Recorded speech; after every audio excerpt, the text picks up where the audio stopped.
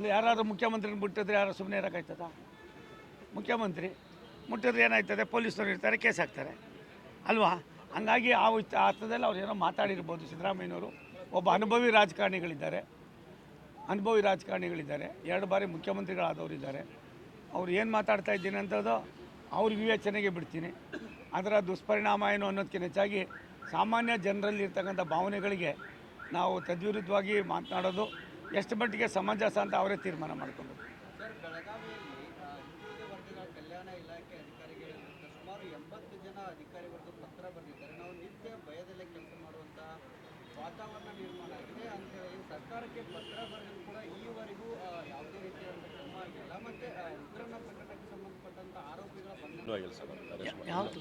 ಮಾನ್ಯ ತಹಶೀಲ್ದಾರ್ ಕಚೇರಿ ಒಳಗೆ SD ಒಬ್ಬರು ಆತ್ಮಹತ್ಯೆ ಮಾಡ್ಕೊಂಡ್ರು. ಲಕ್ಷ್ಮೀ ಒಂದು ನಿಮಿಷ ತಾಳೋ, ನಾನು ಇದಕ್ಕೆ ಆನ್ಸರ್ ಮಾಡಿದ್ರೆ ಬೇಜಾರು ಮಾಡ್ಕೋತೀರ.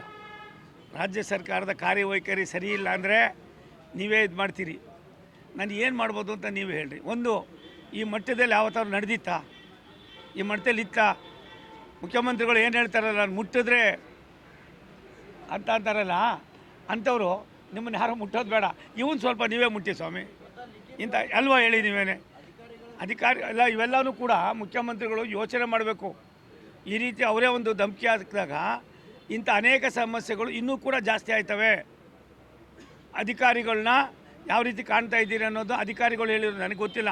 ನೀವು ಹೇಳಿದ್ರ ಮೇಲೆ ನನಗೆ 1 ಸೆಕೆಂಡ್ ಅಷ್ಟೇ ನಾನು ಗಮನ ಹರಿಸೋದು. ಆಯ್ತಪ್ಪ, ನಾನು ಗಮನಿದ್ದಿಲ್ಲ, ತಿಳ್ಕೊತೀನಿ. ಬಟ್ ಯಾರು ಏನೇ ಆಗಿದ್ರು ಸರ್ಕಾರ ತನ್ನ ಕರ್ತವ್ಯ ನಿರ್ವಹಣೆ ಮಾಡಬೇಕು. ಅದು ರಾಜ್ಯ ಸರ್ಕಾರದ ಕಾರ್ಯವೈಖರಿ ಹೆಂಗಿದೆ ಅನ್ನೋದು ನಿಮಗೂ ಗೊತ್ತಿದೆ. ಅದ್ರ ಬಗ್ಗೆ ಅವ್ರು ಎಚ್ಚೆತ್ಕೋಬೇಕಾಯ್ತದೆ.